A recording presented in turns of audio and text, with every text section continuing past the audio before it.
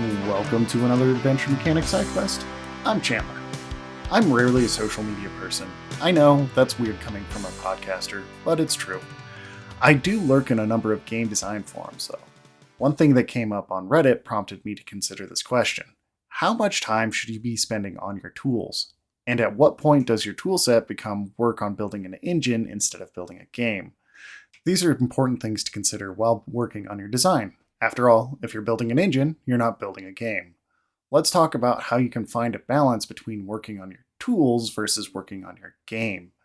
Tools are great. They can, when done with the game in mind, cut down drastically on the amount of time it takes for you to put that new story element or other content into your game. They shouldn't be the main thing you're working on, especially while you're in production for your game. During prototyping and early production, sure, spend time working on those tools to speed up the rest of the process.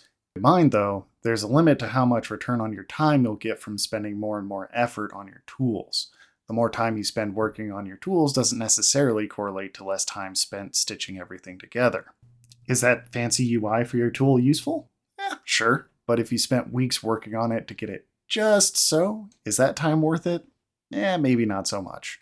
On the other hand, is that dialogue creation tool important to get right for your visual novel or long RPG? Probably. Well, let's just say definitely. It's important to know where you should and should not spend time when it comes to working on your tools. Let's say, for example, you're building a Metroidvania. Before we get into tooling, let's ask what the main focuses are for that game. Is a deep, complex dialogue system part of it? If we're following classics like Castlevania, probably not. What about an intricate and expansive map? Absolutely, that's important. In these two examples, we already know where to focus our time, in making map chunks easier to generate. We can spend just enough time on the dialogue system to be functional since it's not one of our main focuses. Our map generation tool, on the other hand, has to be fully featured and ready for us to spend a huge amount of time in. It's the main tool that we'll be using to flesh out our Castlevania game, after all. That means we need to make sure it has all the features we want in it before we start production. Planning comes into play here to determine whether or not we have the power we need in our tool, or not, to get all the features we want into that map. During prototyping, we'll want to make a test area with the tool and make sure that it has all the capabilities we need for all the challenges we plan on putting into the map. Importantly, that doesn't mean building out the entire map, but rather making a sandbox-type map that covers all the basics of each challenge we plan on putting in. Most importantly, though, we need to make sure that our map generator can do this easily and without fighting with it to get the areas working. Where do we stop working on our map generation tool in this example? That's a tough question. Well, the obvious place is to stop where we implement that last feature we need to get the map generation working. The other question we have to ask is, are we going to be using this tool for all of our future projects going forward? If that's the case, we're going to have another bite at working on this tool again in future projects. Leave notes on places to improve for you and your team somewhere, hopefully in the tool itself, but wherever you can leave them. You may get to them, you may not. Future you will appreciate you doing this now if you ever touched again. If you don't, well, then they're just there for perpetuity. That's no big loss. On the other hand, if this tool is going to be paired with the release of the game, you're going to have to spend more time polishing it and making it ready for wider consumption. This brings up one thing that I implied in this section, that tools don't need to have that same level of polish that your game does. An internal-only looking tool will look vastly different than the tool you expect for your wider audience to use. Meaning, an internal tool can be rougher and have bugs that, although ugly, don't affect the functionality of that tool.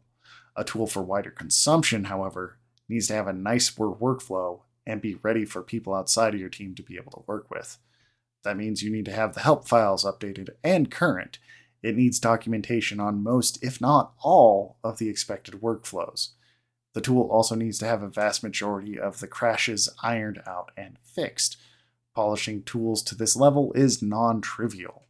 Ideally, all of our tools would be up to this level.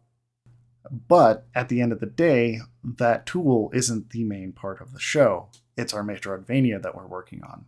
And unless we plan on selling that map generation tool, polishing our tools, I'm so sure, should only be getting 2 passes, at most. Tools are needed for generation and should work, but at the end of the day, players won't care about our tools if we don't release them and our game sucks. Our priorities need to take this into account. So, we define clear areas where we shouldn't work more on tools and where we should. What about that gray area in between? Well, if you haven't caught it yet, where I tend to stop is where the benefit of adding a feature is less than the time cost it takes to build that feature. And to a certain degree, the same applies for bugs, at least for me. Tool-breaking bugs obviously need to be fixed. That's not up for debate. But if the bug can be worked around with maybe just a little effort, or are only encountered in edge cases that you won't see in the design of your game, they can be noted and worked around. Each time you look at changing the tool after that initial build you have, you need to consider the benefits of adding that feature or fixing that bug versus getting your game one step closer to done.